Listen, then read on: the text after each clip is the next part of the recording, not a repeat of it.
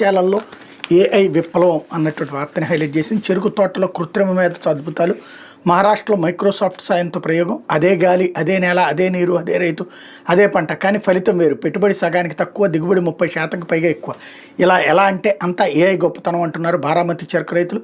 కృత్రిమ మేధ సాయంతో వ్యవసాయ విప్లవాన్ని భారతావనంలో ఆవిష్కరిస్తూ భవిష్యత్తుపైన ఆశలు రేపుతున్నారు 1000 మంది రైతులు.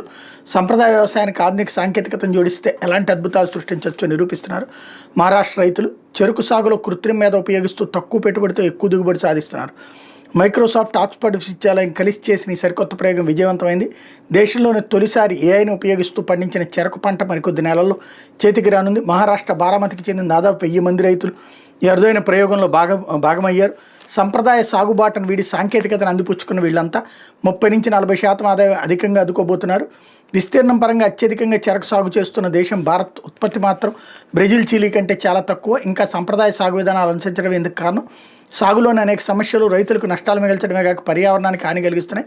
ఈ పరిస్థితిని చక్కదిద్దాలని టెక్ దిగ్గజం మైక్రోసాఫ్ట్ సంకల్పించింది. వ్యవసాయంలో సుస్థిర సాధనే లక్ష్యంగా ప్రాజెక్ట్ ఫార్మ్ వైట్స్ చేపట్టింది.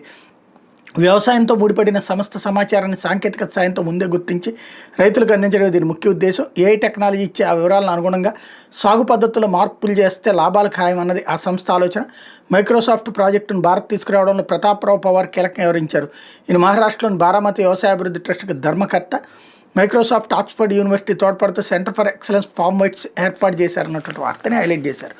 First time